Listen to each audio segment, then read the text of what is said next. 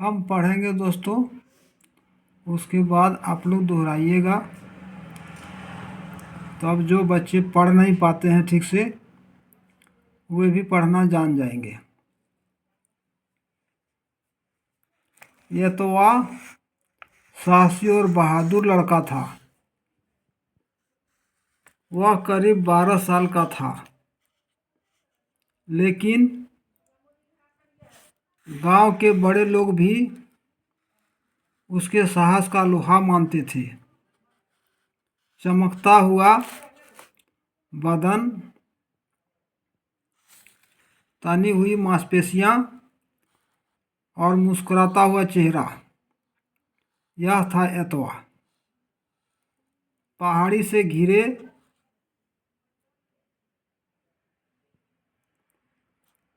एक गांव में एतवा रहता था। पहाड़ और उसके आसपास जंगल ही जंगल थे। जंगल के पास छिटपुट रूप से बस्तियां बसी हुई थी। वो इतनी दूरी पर बसी थी कि एक बस्ती से दूसरी बस्ती दिखाई नहीं देती थी। एक दिन एतवा मछली पकड़ने गया हुआ था। उसके हाथ में छोटा सा जाल था। उसने बंसी भी पकड़ रखी थी। जाल घुमाकर वह पानी के ऊपर फेंकता था। जब जाल खींचता तो पता चलता था कि मछलियां फंसी ही नहीं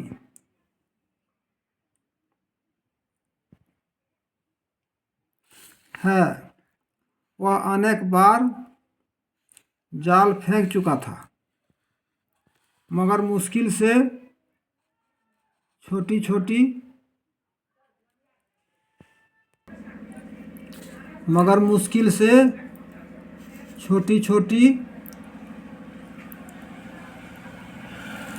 8-10 मछलियां ही फंस पाई थी। उसने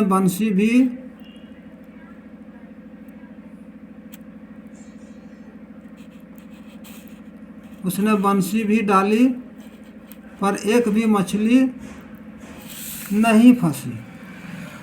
रात में जोरों की बारिश हुई थी। शायद वर्षा से सारी मछलियां बह कर नीचे की ओर चली गई थी, इसलिए मछलियां पकड़ में नहीं आ पा रही थी।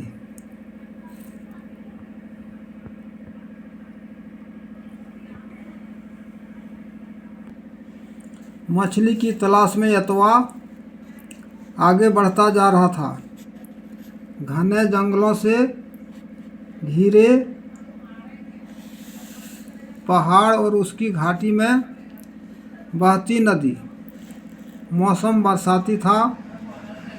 हर ढलान से पानी बह रहा था। एतवा बहुत दूर तक बढ़ गया। अचानक एतवा को कुछ आवाज़ सुनाई पड़ी। आवाज़ पेड़ की टहनियाँ टूटने की थी। उसे समझते देर नहीं लगी कि पास में हाथी है। टहनियाँ टूटने की आवाज़ तेज होती जा रही थी। हाथी शायद गुस्से में था। एतवा सावधान हो गया। वहाँ खड़ा रहना खतरे से खाली नहीं था। तभी उसकी नज़र सामने की झाड़ी पर पड़ी। दो हाथी तेजी से उसकी ओर चले आ रहे थे। हाथियों को देखकर एतवा घबराया नहीं। उसने हिम्मत से काम लिया। उसकी दाहिनी ओर ढलान थी। वह तेजी से ढलान की ओर भागने लगा। दोनों हाथी एतवा का पीछा करने लगे। हाथियों ने बहुत दूर तक उसका पीछा किया, मगर वह हाथियों की पहुंच से दूर निकल गया। एतवा थककर चूर हो गया था। उसने नदी के किनारे जाकर पानी पिया और सुस्ताने के लिए एक ऊंची चट्टान पर बैठ गया।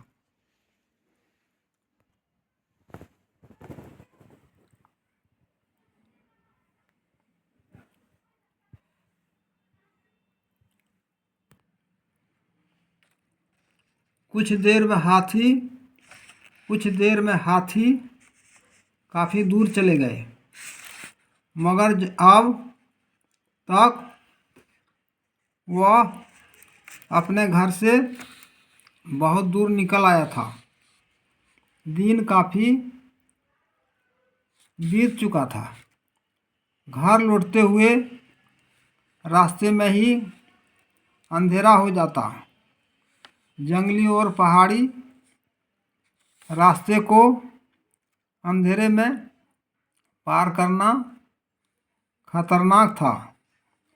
उसने निकट की किसी बस्ती में रात बिताने की सोची।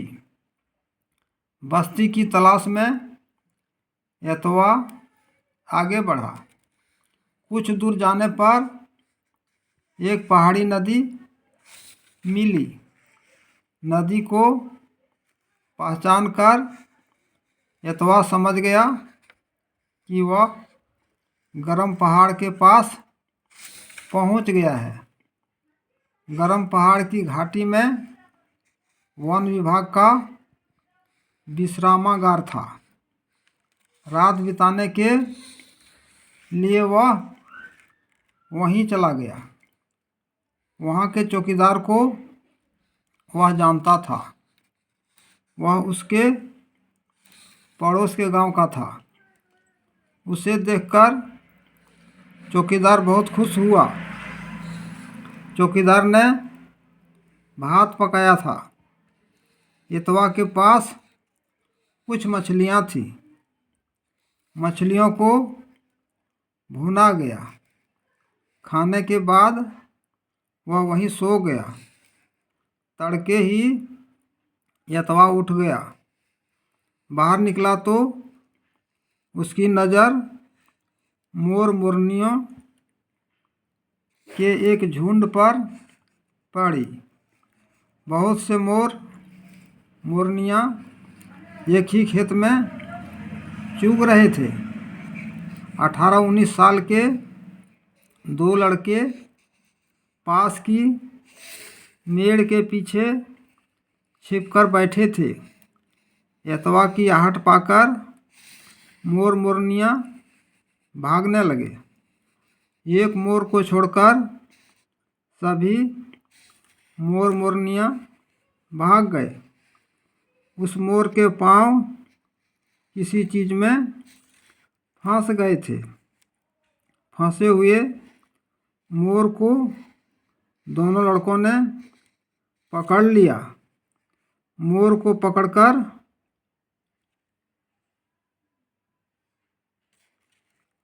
पकड़कर वे भागने लगे। अब पूरी बात एतवा की समझ में आ गई। लड़के मोर मोरनी को फंसने के लिए फंदा लगाए हुए थे।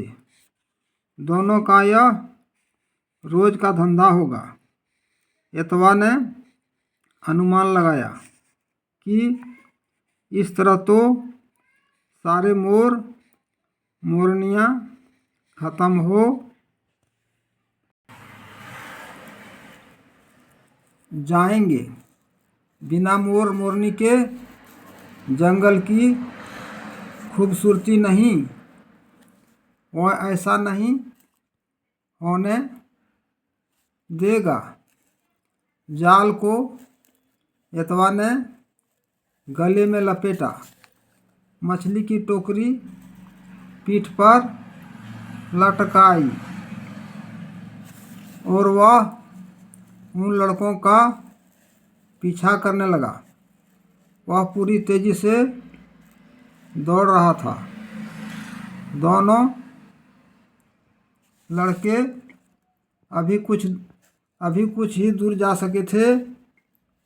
एतवा को उन्होंने अपना पीछा करते देख लिया। वे और तेज भागने लगे। उन तीनों के दौड़ने से शांत जंगल में शोर सा मच गया। हिरन चौकन्ने हो गए। वे इधर उधर भागने लगे। चिड़ियाँ जोर से चहचहाने लगी। बंदर भी किलकारियाँ मारकर डालों पर भागने लगे। पूरे जंगल में खतरे की घंटी बज गई। कुछ दूर जाकर एतवा ने उन लड़कों को धर दबोचा। उसने पूछा, तुम इसे पकड़कर क्यों ले जा रहे हो? हम जंगल में कुछ भी करें। बोलने वाले तुम कौन होते हो? एक लड़के ने ऐंठते हुए कहा।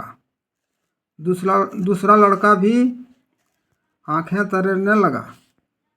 बहस करते करते वे लड़ने लगे। वे एतवा से बड़े थे और दो थे। बेचारा एतवा अकेला कितनी देर लड़ता, थक कर चूर हो गया।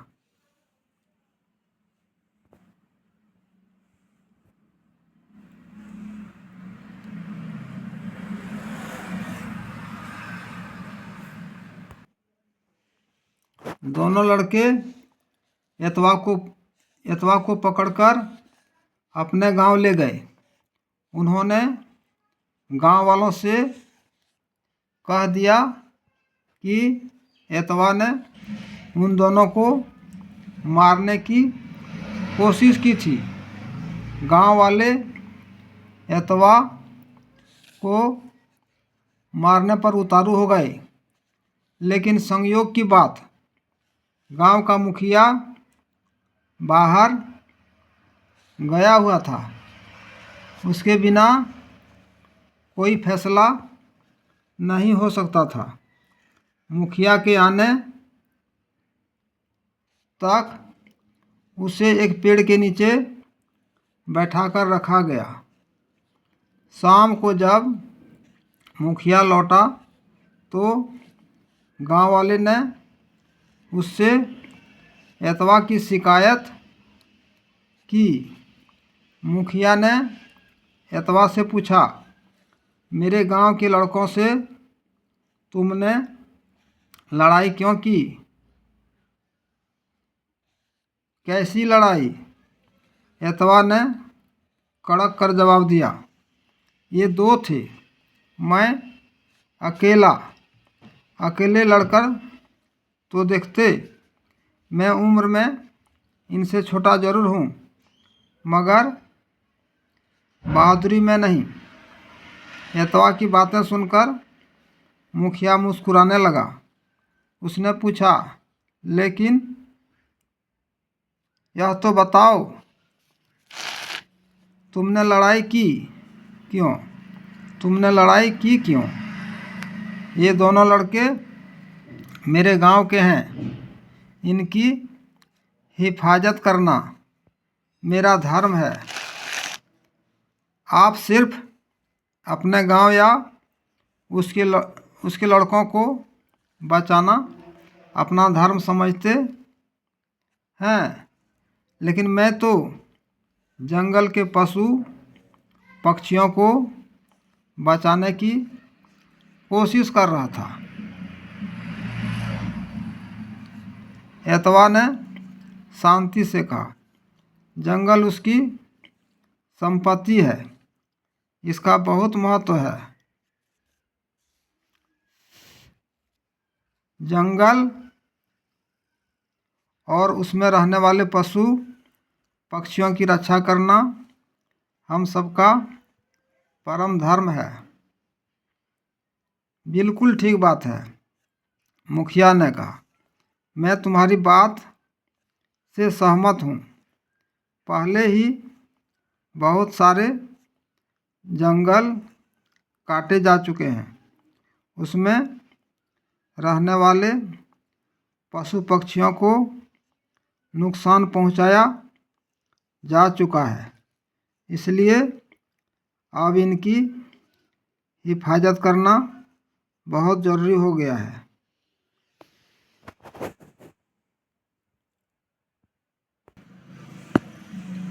लेकिन आपको पता है कि ये दोनों लड़के क्या कर रहे थे? एतवा ने कहा, ये मोर पकड़ रहे थे। मोर हमारा राष्ट्रीय पक्षी है, इसका शिकार करना मना भी है। मुखिया एतवा की बात सुनकर शर्मिंदा हो गया। बोला, मैंने तुम्हें यहाँ सजा देने के लिए नहीं, बल्कि न्याय करने के लिए खड़ा किया है। गलत काम को बहादुरी समझना हमारी भूल ही है। गलत काम करने वाले को तो सजा मिलनी ही चाहिए।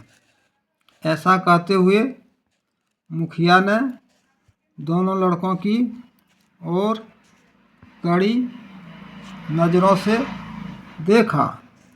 तभी एतवा बोला, मैं एक बात कहना चाहता हूँ। क्या? मुखिया ने पूछा। इनकी गलती है कि इन्होंने मोर को पकड़ा है, एतवा ने कहा।